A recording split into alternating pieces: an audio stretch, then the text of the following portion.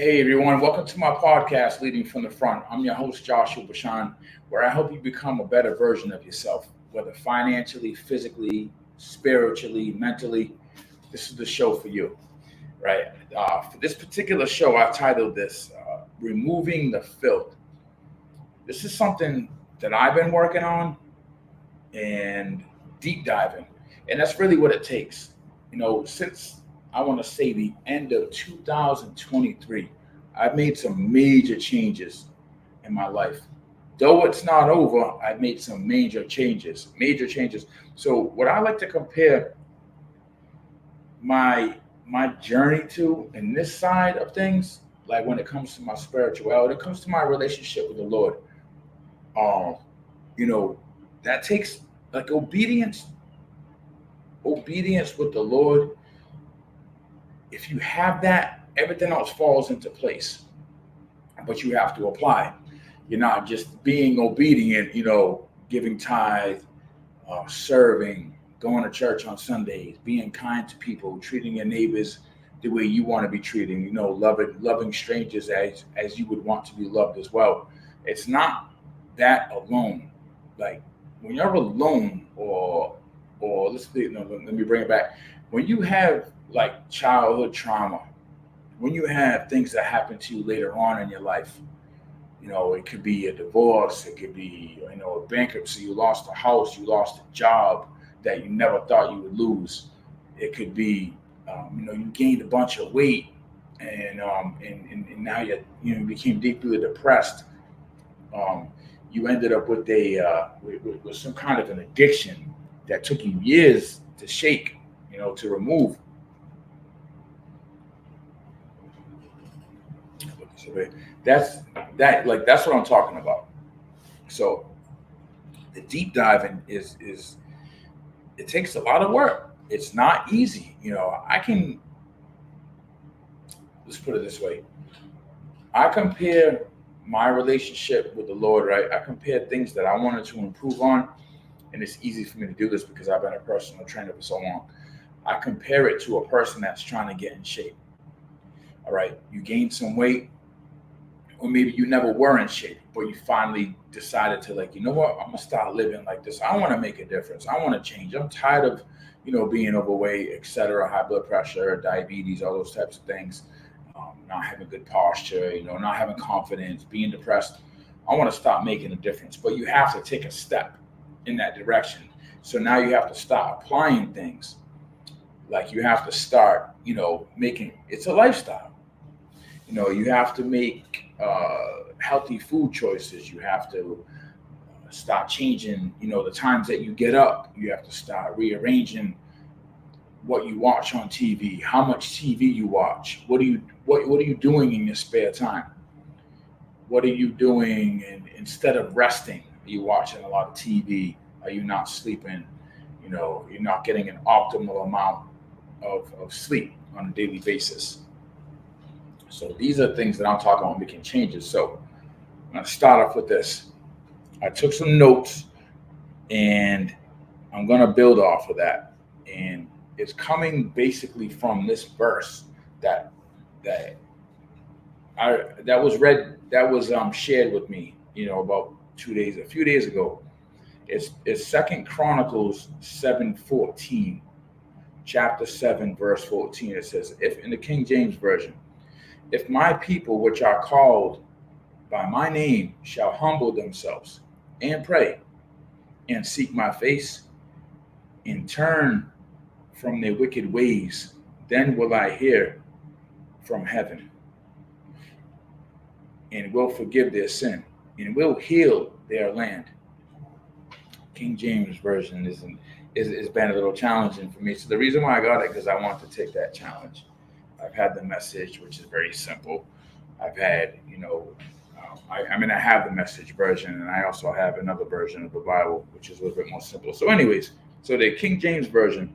So it really, like, so like I said, somebody posted something about this the other day, and it really spoke to me because I'm like, this is what I'm doing right now. I'm removing the filth. I'm removing my old ways, my old habits, I'm recreating, redefining. I'm getting rid of that old paradigm, that pattern, that routine that didn't have discipline. I was disciplined, but I was disciplined in the wrong way. I was disciplined in, like, this is how I always act.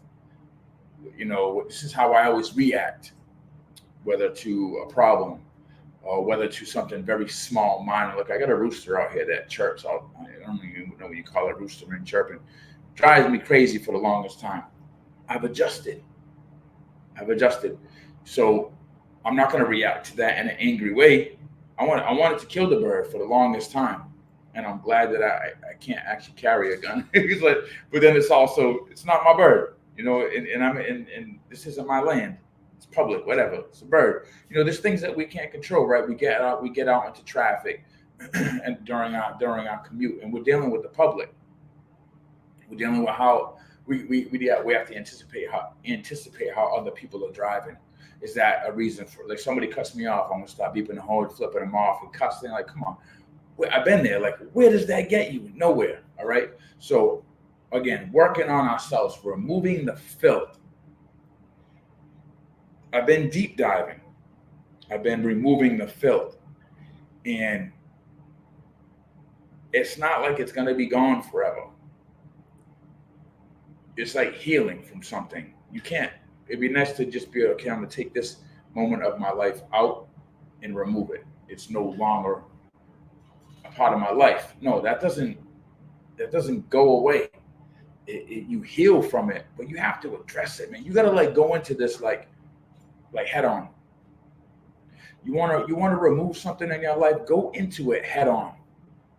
As I pray for the Holy Spirit to please guide me, strengthen me, give me the discernment and the deliverance that I need in this podcast. Thank you, Jesus.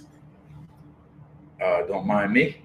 But, it really is something that has to be addressed. Like running into the sea. I run into my problems now. I don't run away from them. Some people are hiding with smoking weed, drugging, drinking, whatever. Even going to the gym.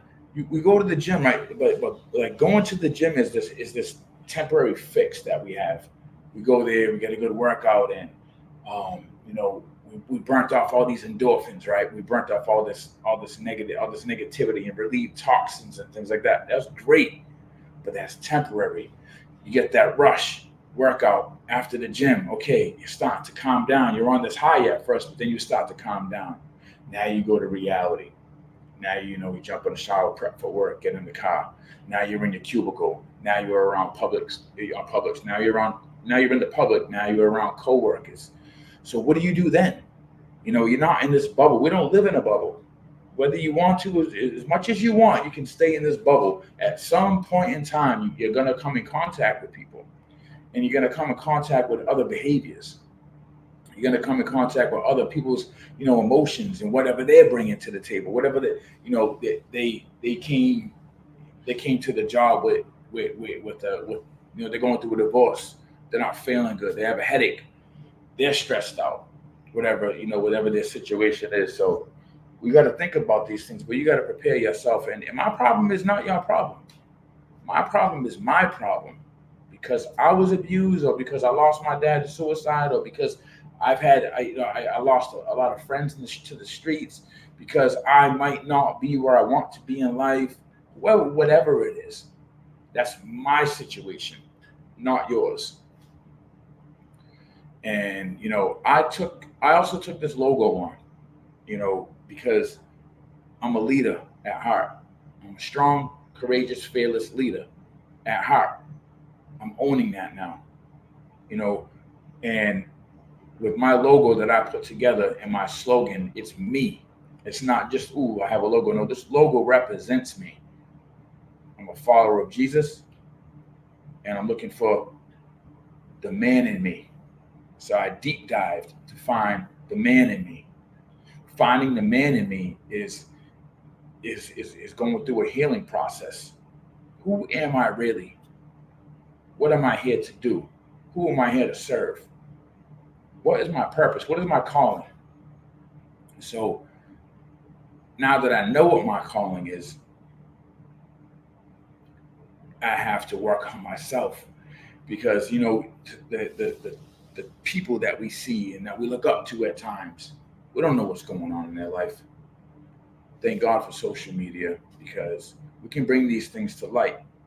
I'm an open book because I'm a unique, authentic, you know, man, and I don't feel right if I was to put filters on. Filters could come.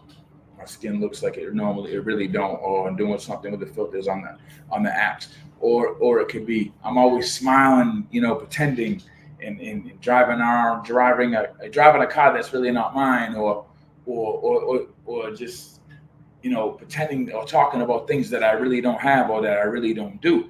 Again, I'll work on myself. I do this. I read these books. I'm doing really great. Camera goes off, and I'm sitting in misery, isolating myself. I'm upset, angry. I'm feeling lonely. So for me and who I am, I know I'm gonna bring this all. I'm gonna lay it on the table. My pastor said one time, Joshua, you can share everything with everyone. You don't have to share everything with everyone, but you will be able to share everything with someone. I can go to the file cabinet on a particular day when I feel like it. I'm having a conversation with somebody. I'm like, you know what are you going through? We have a conversation. Matter of fact, I've gone through either that or something similar so we can relate and meet in that common ground. So removing the filth. God has expectations for us.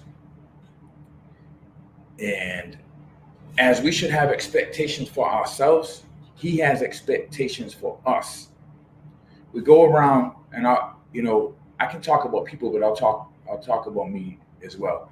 But we go around aimlessly. We go around, not like handouts, looking for a handout, and if we're not, maybe we're not living our best life because we don't feel like we're worthy. We're not expecting anything great to come from our future because we're not doing anything great in our present time. We're not putting the work in. What is going to come from nothing? Simple answer. What is going to come from hard work and discipline and obedience? Fruit, right? You want to bear fruit? You better start harvesting. You better start planting those seeds. You better start tilling that dirt, like they say out here in Texas, or that farmland. The farmland is really similar to our lives. We need to farm. We need to harvest. We need to water that dirt. You need to get the proper sunlight on that grass or on that herb or whatever it is that you're trying to cultivate. Till the dirt, plant the seed, harvest it, keep an eye on it, and keeping an eye on it is in the same comparison to our lives is the constant work that has to be done. So back to like a person trying to lose weight and me working on myself. This is why I like to compare the two because it's a lot of work, man. I'm 48 years old. It just passed. So I know I don't look 48. I feel 48 sometimes, but I'm 48. So anyways, you think about 48. 48. 30, take 30 years off of that. I'm 18. Take a few more years. Okay, I got abused around 9 years old, so let's bring that back up now. Now I'm a little twisted. I'm messed up in the head, confused, going through it.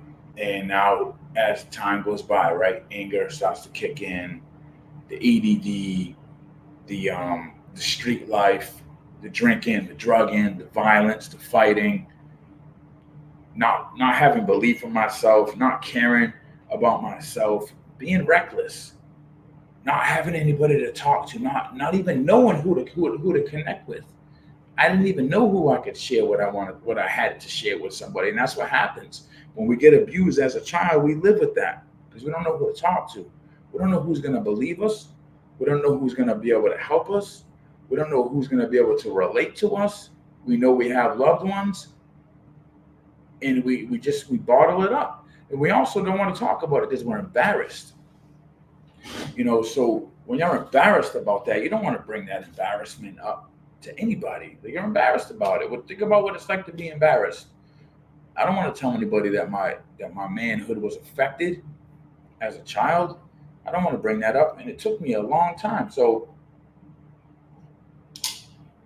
during that time, I was self-sabotaging, in and out of jail, violence, waiting for something to happen, thinking prison and jail time was the ultimatum, right? Was the what's the word I'm trying to think of?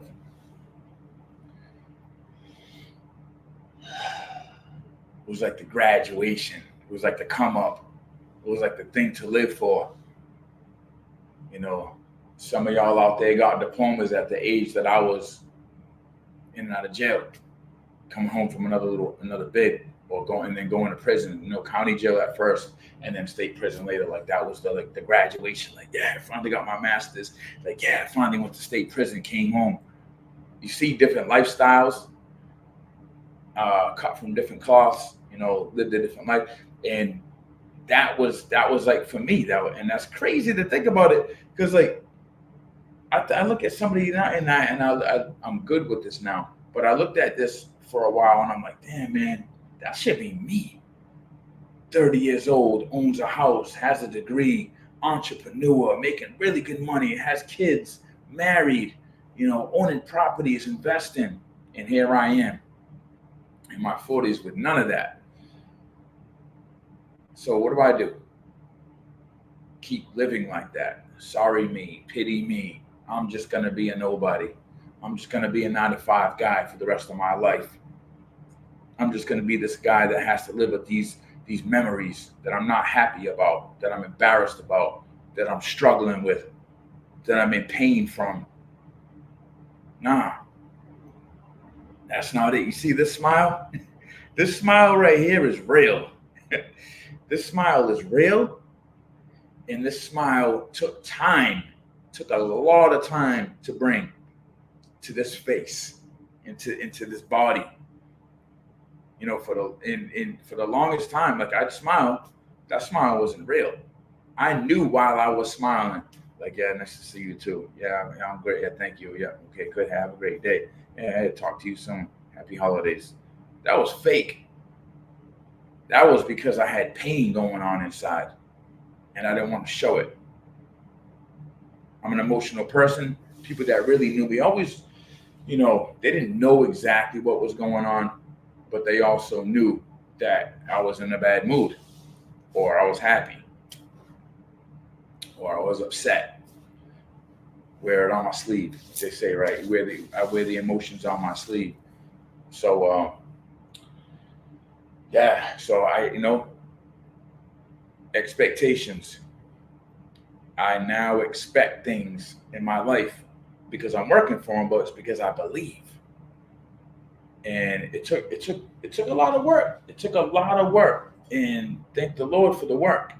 Thank the Lord for Him saving me, and loving me, and caring for me, and showing me that there's a way through Scripture, through biblical stories, you know, Bible stories, situations that happened in the past. The God we serve now is no different from the God back then. So we look at this Bible, though it's never going to change. There's stories in there that show times that He helped people by showing them what He shows us now, that we are too worthy and capable, and should believe in ourselves, and should love ourselves, and should expect beautiful things to come our way financially, you know, positivity, nice people, cool people, you know, real friends, real family. It doesn't always have to be blood. Real relationships, work relationships, entrepreneurship types of opportunities, moving to different neighborhoods, going on vacations. These things we deserve this. We have to work for it, we have to earn it, but we deserve this. We deserve to feel loved as we give love back. We should be serving. We should be telling people how good they look, giving compliments. But we should also want that for ourselves. We should be looking at ourselves in the mirror, telling ourselves how good we look. Today's going to be a great day. Today's going to be an awesome day. Today's going to be a beautiful day. Today I'm going to make a lot of money. Today I'm going to take care of myself. I'm going to eat healthy food and feel good. I'm going to get plenty of rest so I'm prepared for my day. I'm setting myself up for success. My kids are looking up to me. My family's looking up to me. My coworkers are looking up to me. I might bump into a stranger today at the gas station or at a store that could just use at that given moment some words of encouragement because somebody gave that to me. And I know how that feels. So we're required to do this. Okay, so the Lord needs us, to be expectant, to have these. He wants us to have these expectations. He doesn't need us. He doesn't need anything from us. He wants us to have these expectations, in life. And, there's things that are required of us, right? We need to stand in this gap. And that's part of this. But that was actually in a different verse. But we need to stand in this gap.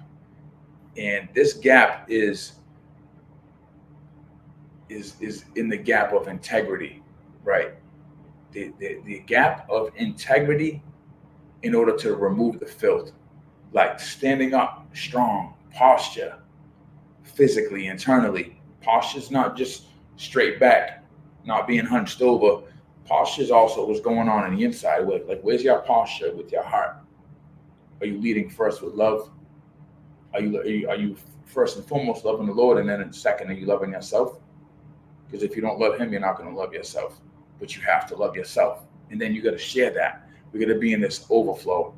I'm going to a different direction, but anyways, you do want to be in overflow. This is why I go to church, and this is why I stay in the community, because the more I'm filled up, the more I can bubble over and then share that with the next person until my next Sunday, or maybe from the Wednesday to the Sunday, because maybe I had a Bible study Wednesday night.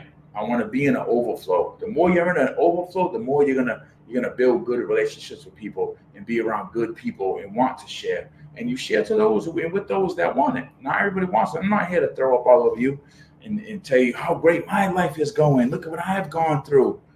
I want to share that with you, but if you don't want it, when you're ready, you're ready. When I got saved in 2018, I wasn't ready before that.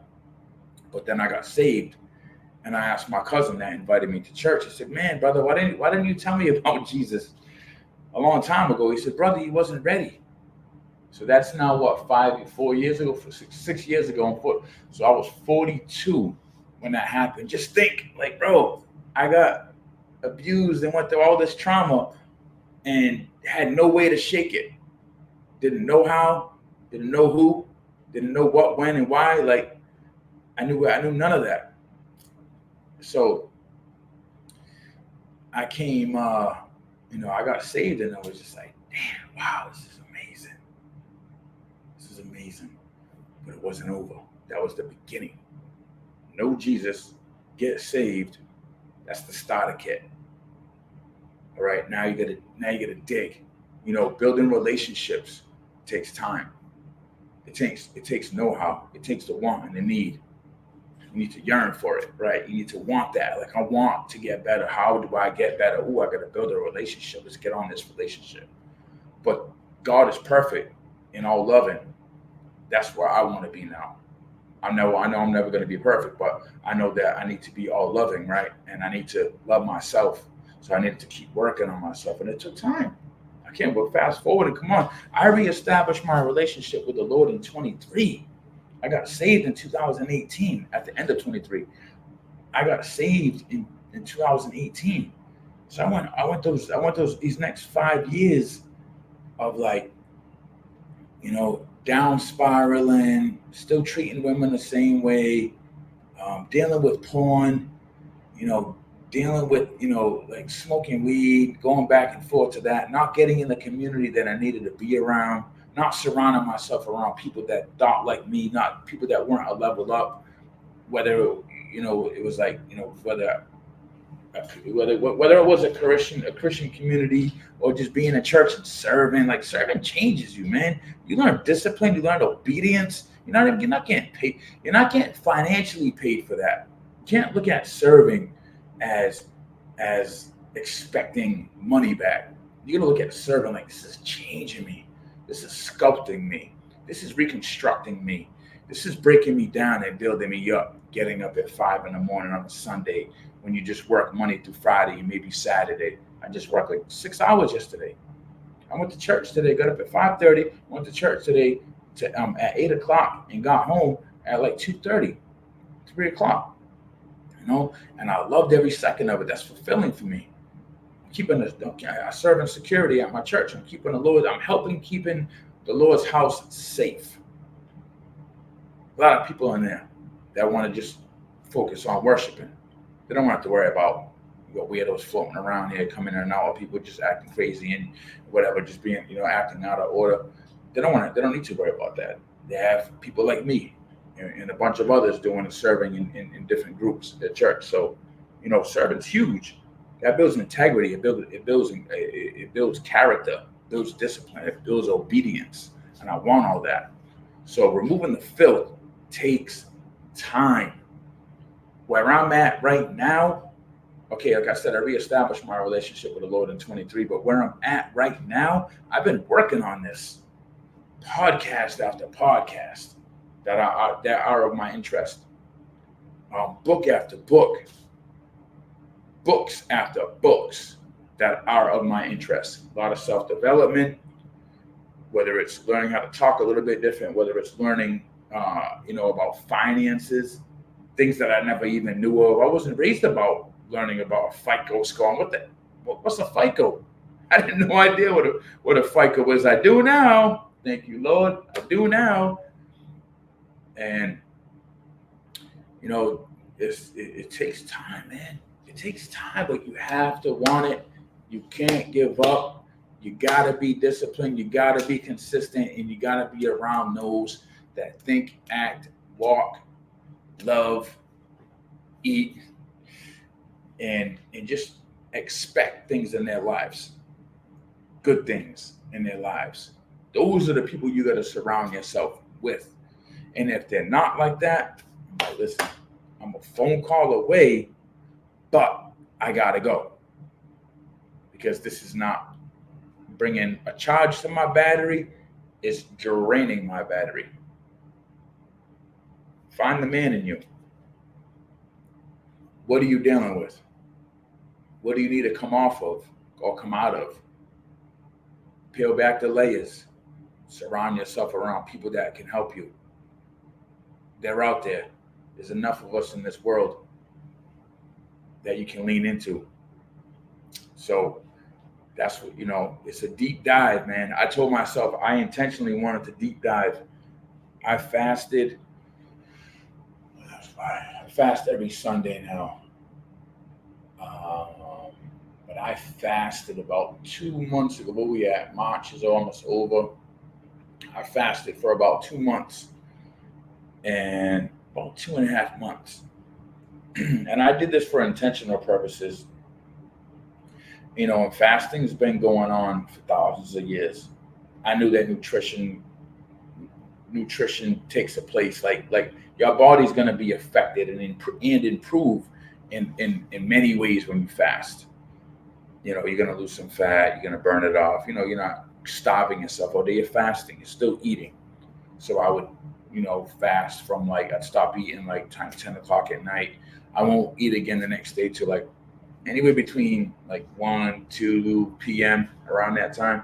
So your whole body is engaged. It is participating when you take a bite of anything. Your whole body, your brain, skin, nerves, organs, and remove that now. All right. So now you're fasting. No food in the belly, fluids, whatever, no milk, no sugar. I can talk about that another time, but now you're fasting, fluids only, black coffee, and you're doing it with intentional purposes. So what happens when you're fasting for spiritual intentional purposes is, excuse me, you're looking for answers to your questions and to your prayers. That's what I was doing. Lord, give me the discernment that I need today. Lord, guide me today. Lord, deliver me today as I continue to fast. Please tell me who to connect with, what I need to share, who I need to serve, who I need to call, who I need to be around. And I did this on a daily basis. And let me tell you, fasting intentionally to build and strengthen your relationship with the Lord blows your mind. It is such a high because you're focused on Him. You're not focused on eating anything. I'm not even thinking about food. I'm going about my day, working, serving at times because it was during the time that I was fasting. So, going to work, whatever. I'm busy at work, driving. I'm up on my feet, talking to people. And so I'm not thinking about food. And the clarity, the cognitive improvement, oh my Lord, it's amazing. Amazing, amazing. The energy, the uptake in like the increase of energy, amazing. Such a beautiful feeling, clarity. And so things that were coming to me, and he knew I needed to remove the filth. You know, I chose to stop dealing with women as like a sex object, right? I've had women in my life that I've ruined those relationships. I've had women in my life where I didn't really care for them other than to have sex. So that's not right. And it's justified in this world, right? Because the woman is okay with how things are going. So I'm just coming from a man's perspective. So the man okays it or finds ways to justify it. We go out here and there, we just have sex. I see you. No plans of anything more than that, right? And for me, I'm like, convenience. Girl lives downstairs. Ooh, perfect. Met her in the laundry room. Perfect. Okay, great. We have sex. Cool. And I'm like, man, this is the same Joshua from before. How can I call myself a man of God and stand in that gap of integrity and still live that way? I can't live that way. It bothers me. I have a conscience. As I live in the Lord lives in me. I don't feel right. I didn't feel right. I needed to remove it. Yes, I was still down spiraling, and I'd stop, go back, stop, go back, leave her alone a little bit longer, go back, mess with her a little bit more, leave her alone a little bit longer, go back. Finally, I said, this is it. Prayed on it, fasted, prayed on it heavily. Things started to change. Those chains, like they say, started to break off of me. And and here I am sharing my testimony. I tell people, like, my testimony is not okay, that's it. No. As long as I'm here talking to you, breathing, walking, living on this earth, 10 toes down, my testimony is constantly growing. I'm going to share how I'm doing financially because that's important to me. I'm going to share how I'm doing spiritually, my relationship with the Lord, because I'm still here and I'm still growing. I'm going to share how my physical journey is going. I'm going to share how my relationships are going. I'm going to share how I'm learning about different ideas in entrepreneurship or places that I've gone to, vacationed and visited, which I'm soon to do. I'll be doing soon. So, it's in living my best life and believing in myself, loving myself, feeling good about myself when I get up in the morning, because that's important to me. And I've always lived the opposite. So like I said, 30 plus years, not 40 plus years, I'm not in the 50s, I'm in the 40s. So for 30 plus years, I'm living in this same exact mindset. Physical on the outside look great, fake smile, not really feeling good about myself, not having belief in myself, not just not confident. So, and not having integrity. If I don't love myself and feel confident in myself, how am I going to live with integrity? I'm not, because I don't love myself. So I don't care. I do things and just like, whatever. I won't do it again. Or I keep doing it and I just don't see anything wrong with it. Or I just see, hey, this is where I'm at right now. And maybe I'll change one day. Maybe I won't. So, you know, standing in the gap of integrity is huge. It's a big deal. Deep dive. Break that away. Hammer it away. Axe it away. Whatever you want.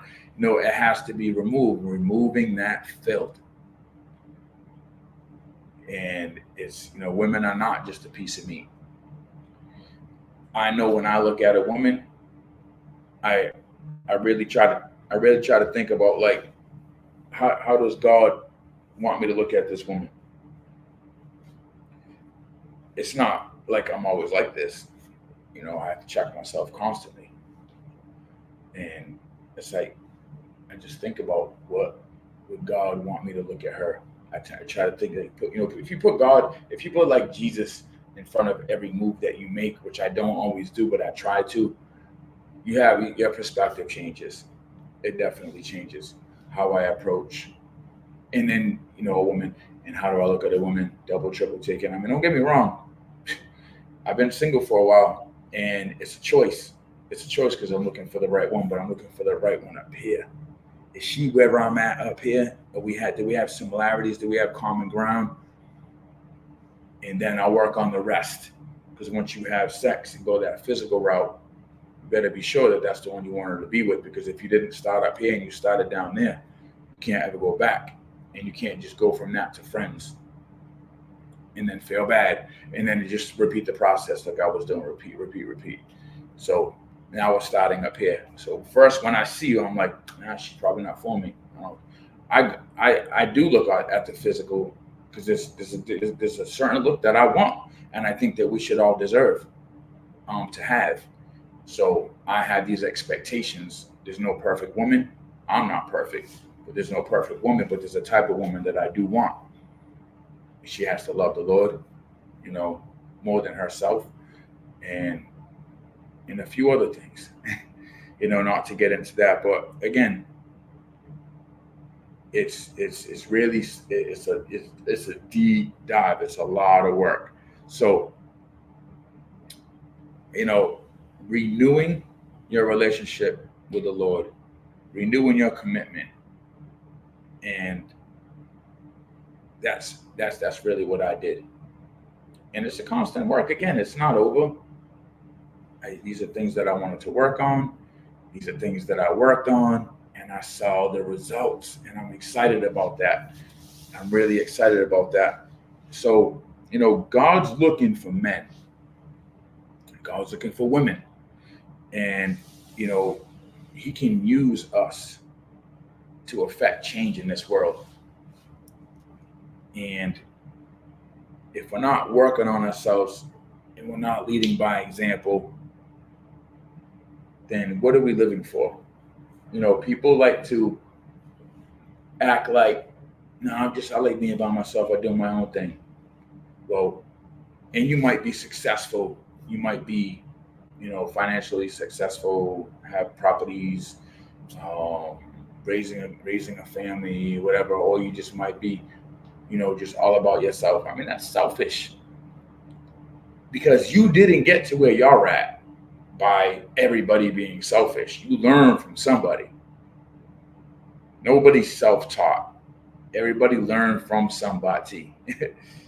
So everybody has some kind of a mentor, went to some kind of a class, learned from a teacher, learned from a professor. I mean, went to college, got a degree, learned from something. Nobody is just self-taught. We are never recreating the wheel, even though we might like to think that we did or we are. We're not recreating the wheel. The wheel can't be recreated. We can add our own twist to it, but we're not recreating the wheel. So the deep dive. I'm going to finish off with this in a couple minutes. One of the things that I really think about and that's important to me. Okay, I talked about integrity and removing the filth, and I say this a lot to God constantly, is I want to purify to glorify you. I am purifying to glorify you, Lord. I am purifying to glorify you, Lord. I say that a lot to myself, and I follow it with this. I will impact thousands of lives in prison walls and auditorium halls. I will impact thousands of lives in prison walls and auditorium walls. That's my calling. I know what I have in me, and I'm just going to keep giving and sharing and keep serving and keep changing and keep improving and keep, walking this walk, because he's preparing me right now. For what and when that door opens, I have no idea, but I want to be ready. I want to be ready. I know I'm called. I'm excited about it.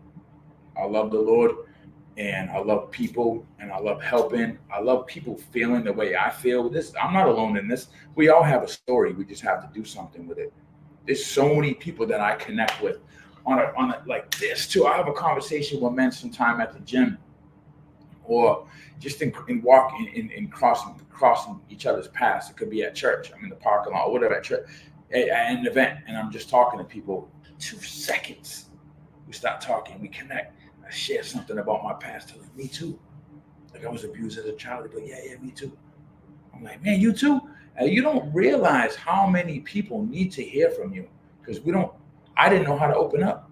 I told my brother for the first time, I was 31 years old, that I was sexually abused. 31. It happened to me when I was in 6th grade. So men and women, we're living with this. We're living with this. You're not supposed to live with it without healing. Yeah, again, we're not going to just take it out of our database. That'd be beautiful, right? But it doesn't work that way. So we're not going to just take it out of our database. So with that being said, I really know my calling. I really want to affect generations, and that's what's going to happen. And I'm going to share this. I know I said one last thing, but I'm going to share this one last thing with you. I know that generations before me, not even like ancestors, like uncles and family members that are alive now, have gone through some things that they have not addressed. Now comes Joshua, newborn baby, goes through trials and tribulations similar to what they did. And now I live this way. I don't have any kids, but best believe my life on this earth, if I don't change it or I do change it, is going to affect somebody that's either still here, which is my intention, or when I'm dead and gone. I'm going to be left behind, and something from me is going to be left behind, whether it was changed for the good or I remain the same because of what happened to me. But because I was affected, and because I have a calling, and because I love the Lord, and because I got this relationship building with him, and I now love myself and believe in myself and want more for myself and will have more for myself, and I expect more coming my way, I'm now going to change somebody else and help them even get ahead of the game, instead of living behind the 8 ball, starting at 40 something in their life, feeling great about themselves. No, something happened to them when they were really young or in their teens, and then they bumped into me or heard from me or heard about me or learned from somebody that learned from me. And now they're like, man, they got to jump on it, right? They got to jump on life.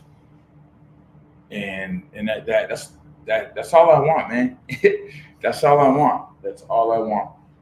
So removing the filth, again, it's not easy. It's work. And once you get it started, right, it's just getting it going. Once you get it going, and you work on it, so you keep stirring that pot. Keep stirring that pot. That soup's looking good, looking better and better.